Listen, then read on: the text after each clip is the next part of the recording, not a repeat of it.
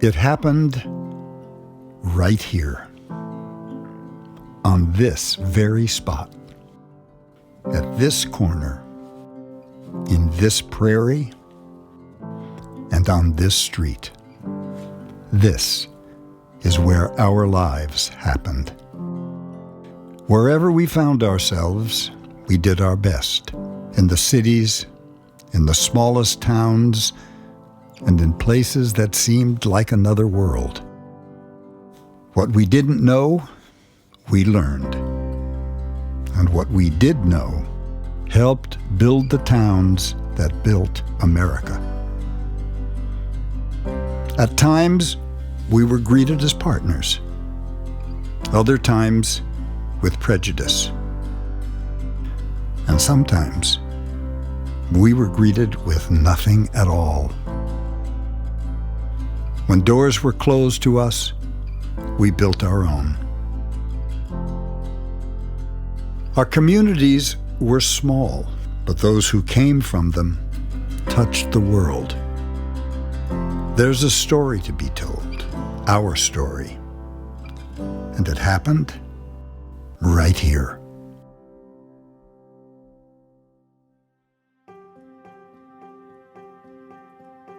It's a story of our expanding country. They come to the Midwest all sorts of ways, up from Texas, down from Canada. You're also getting lots of messages. Go west, and we're going to help you, in fact. So how is it Jews end up in North and South Dakota? Because there's a lot of organizations in New York, including synagogues, that say, we'll even buy you the cow and the plow. Just keep going. First of all, at its peak, there were like 43,000 Jews in Minnesota. That's not a lot. There was no big garment industry as there was in New York or Chicago. So you've got more business owners. And these are Scandinavians you're living with. You're going to be respectful. You're going to slow down. I think living in a different ethnic mix made a big difference. And knowing that unless you were in the middle of the north side of Minneapolis, you were not the majority. Our story is very unique. It's about going along to get along.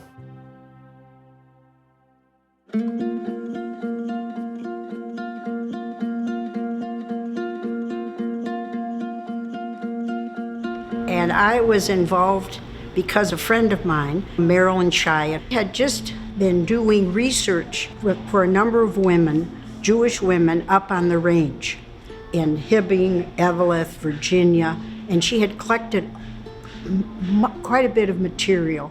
This is an interview with Mrs. Ruth Goldberg of Akeley, Minnesota, with a project to document Jewish settlers in rural Minnesota. The interviewer is Marilyn J. Chaya. I was teaching at the University of Minnesota when I felt there was a need to do research on the Jewish communities that settled outside of the Twin Cities area. They had been generally ignored in all of the histories of Minnesota Jewry. Kind of out of this, my need to find a place to give a home to this wonderful material I was collecting, grew the Jewish Historical Society.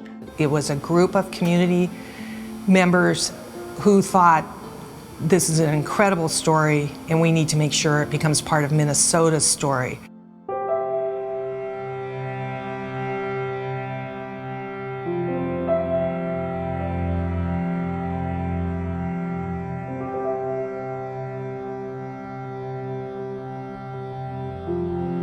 One day, Rabbi Bernard Raskus called me and said, "Are you sitting down?"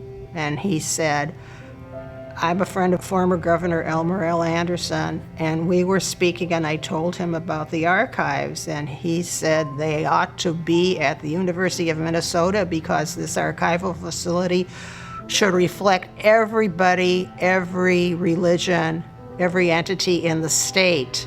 And with an invitation like that, we moved here. The advantage of being a partner with the university and to provide them with the archives that were created back when Teresa, Linda, Sharon, they were visionaries. Teresa and Nathan were primary in realizing that there was a value to having this material housed at the university. The gift that the Bermans made to the university on behalf of the Jewish Historical Society was critical and continues to fund the archivist today.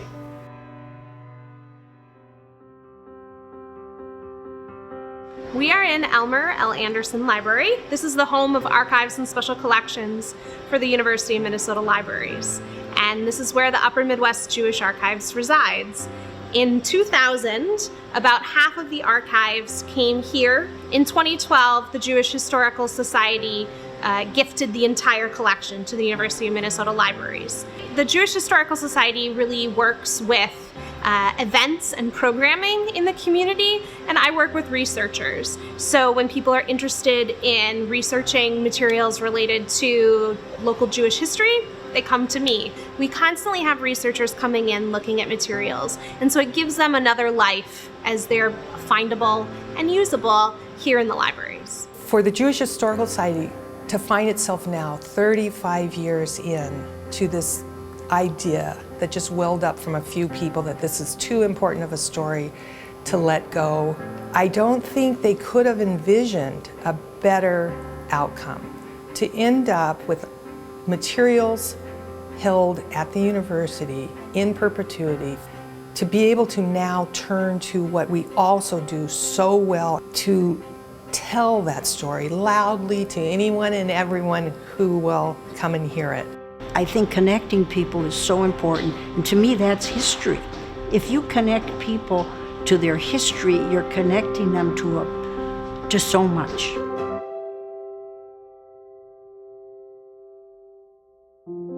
I wanted to focus on making this story relevant, to make people understand that our life here was very successful, and yet we retained our core of Judaism.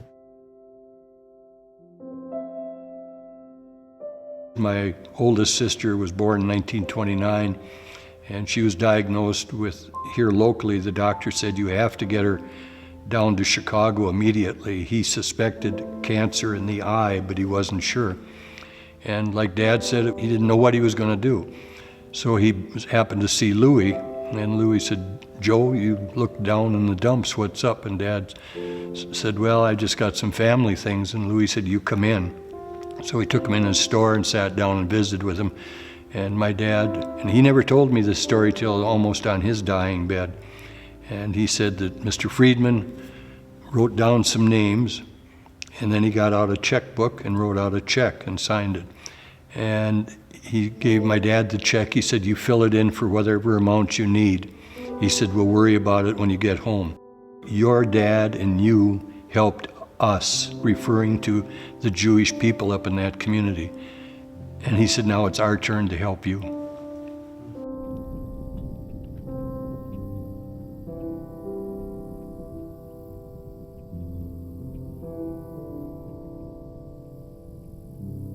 Our history's been told by others. Now it's time for us to tell our history. It's time for us to tell people what this building meant in this community and what this community, what this Jewish community meant to this larger community. There were only 1,000 Jews on the Iron Range. But think of the impact they had. Faces captured in sepia and black and white remain as proof of the lives we lived. From the smallest towns, most have moved on, while some remain for eternity. In the old neighborhoods, memories live within the buildings that still stand and the places we gathered. But for future generations, who may never hold a snapshot or page through a photo album, there is still a history to keep.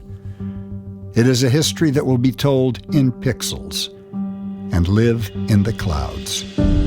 For this reason, our mission doesn't change, it evolves. we will continue to be living proof of the faith it takes and the hope we have.